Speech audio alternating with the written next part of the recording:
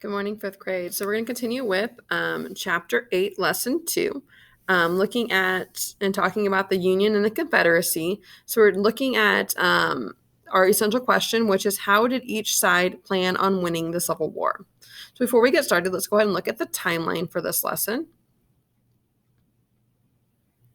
I have about 4 items here. So 1861, we have the Union calls for volunteers to fight. 1861, we have Battle of Bull Run. In 1862, we have the Battle of the Monitor and the Merrimack, and we talked about that in class yesterday in our journal. And then in 1862, a little later, we have Battle of Shiloh. So looking at our picture here, it says the Battle of Bull Run, lithograph by Kurtz and Allison. So it was made in 1889. So it's a depiction of the Battle of Bull Run, which we're going to read about here. All right, so we have the Battle of Bull Run. 2.5 months after the firing on Fort Sumter, Union and Confederate forces met in battle near Manassas, Virginia. It was July of 1861. Both sides believed it would be a short war. Brigadier General Irvin McDowell led Union troops toward the Confederate capital of Richmond, Virginia. Confederate troops, led by General Pierre G. T. Beauregard, stopped the Union soldiers near a small stream called Bull Run.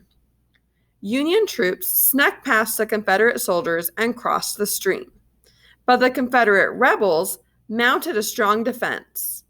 Among them were troops led by General Thomas J. Jackson. He earned the nickname Stonewall for firmly holding a hill as Union soldiers attacked. Confederate reinforcements arrived in the afternoon and pushed the Union soldiers back across the stream. Exhausted and afraid, the Union troops began to retreat. As a result, the Union lost the battle. This defeat shocked the North.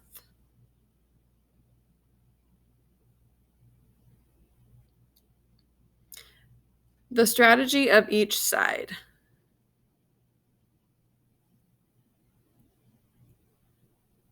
When the war began, each side believed it had a strong strategy for winning. A strategy is a plan for achieving a goal over a period of time. A nation's war strategy is a plan for using the nation's resources to support its military goals. Each army or navy wants to have as many advantages as possible when it meets its enemy in combat. The Union strategy. The Union's commanding general, Winfield Scott, developed the Union strategy, which a newspaper cartoonist referred to as the Anaconda Plan. An anaconda is a snake known for squeezing its prey to death. The Union plan was to cut the Confederacy off from outside supplies on which it depended. The plan required a blockade of southern ports and control of the Mississippi River. This would effectively squeeze the life out of the South by blocking supplies from getting in. This strategy had a good chance of success. Most northern farms produced food. In contrast, most southern farms produced tobacco and cotton, crops that cannot be eaten. That meant that the South relied on imported food. Cutting off its supply would starve its citizens. A blockade would also make it difficult for the South to export its crops and receive shipments of weapons and resources from other countries. So this map shows General Scott's strategy to win the war. So it says Scott's Great Snake. So talking about the Anaconda Plan. So cutting off all the supplies and squeezing it so that the South has nowhere to go but to give up.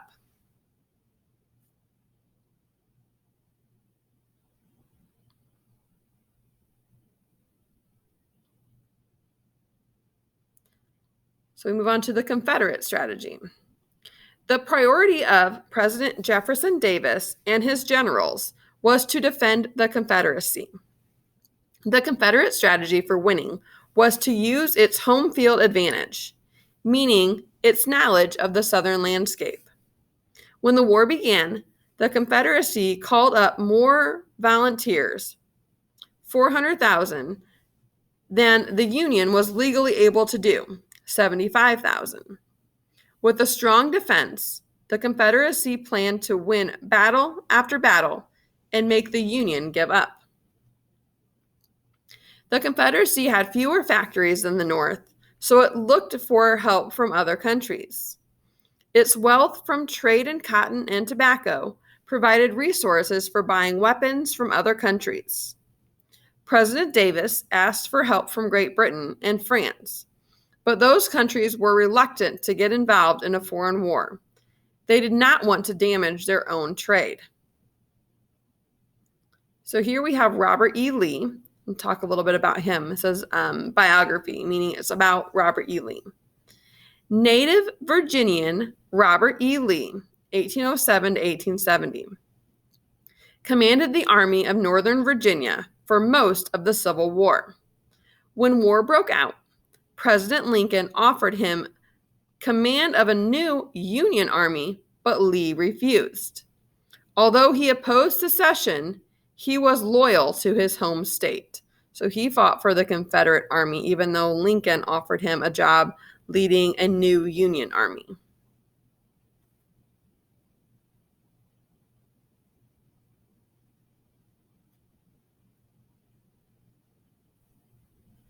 Continuing on with the Battle of Shiloh. The Union had difficulties in early battles in the East, but it achieved early success further west. Union General Ulysses S. Grant led Western troops to Pittsburgh, landing on the Tennessee River in early April of 1862.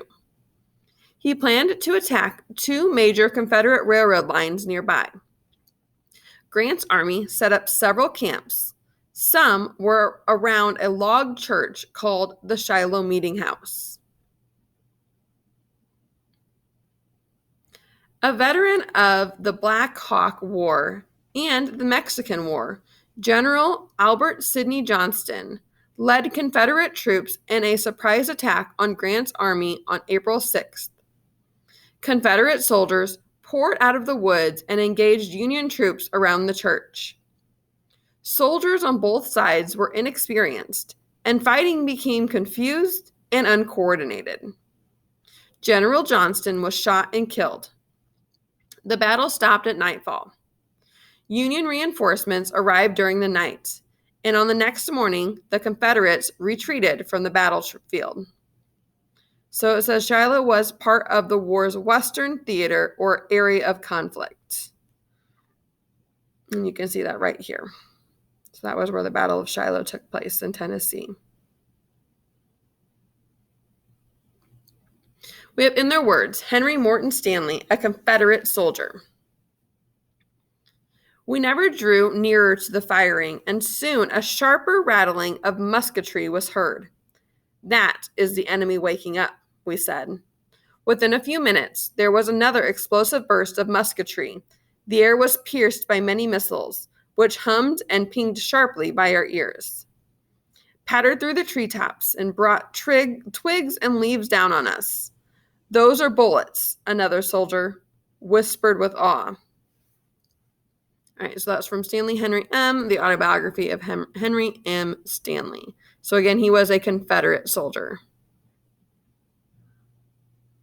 All right, so let's take a look at this picture here. So this is the Battle of Shiloh by Henry Alexander Ogden. So just kind of depicting war and battles, wounded soldiers, etc.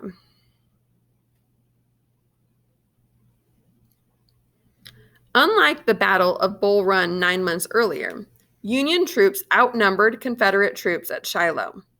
However, both sides suffered much higher casualties or deaths. At Bull Run, roughly 500,000 soldiers were killed, wounded, captured, or missing. At Shiloh, this number was more than 23,000. At least 17,000 soldiers died on each side. More than 11,000 Union soldiers and almost 9,000 Confederate soldiers were wounded, captured, or missing. The Battle of Shiloh caused both sides to realize the war would be longer and bloodier than they had first expected.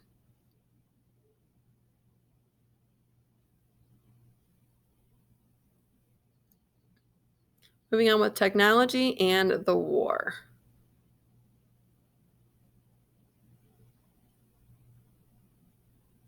Both sides developed refined technology.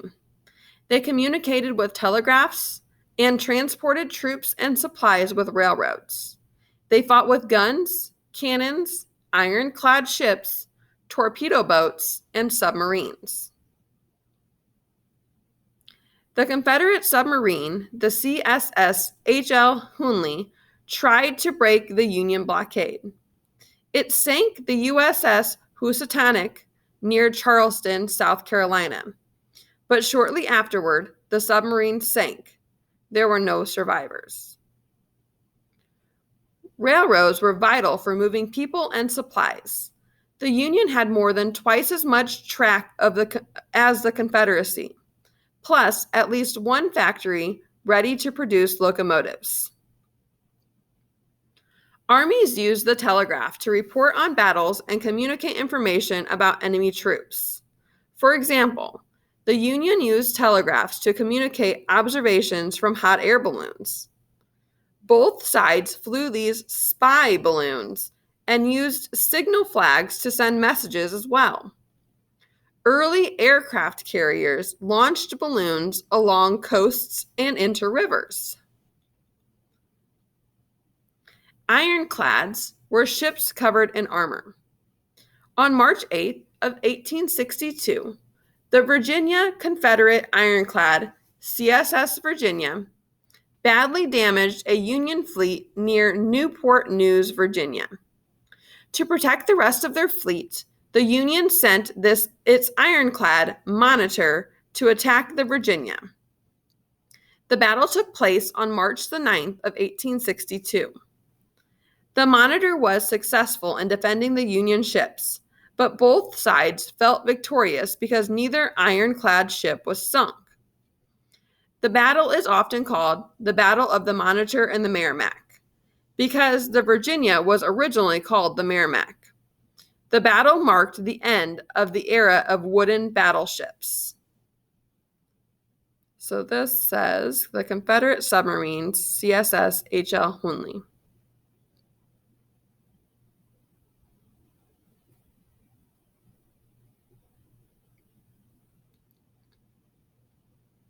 So we have primary source in their words.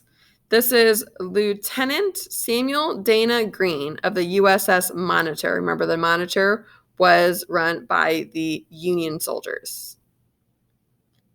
The fight was over now, and we were victorious. As we ran alongside the Minnesota, Secretary Fox hailed us and told us we had fought the greatest naval battle on record and behaved as gallantly as men could.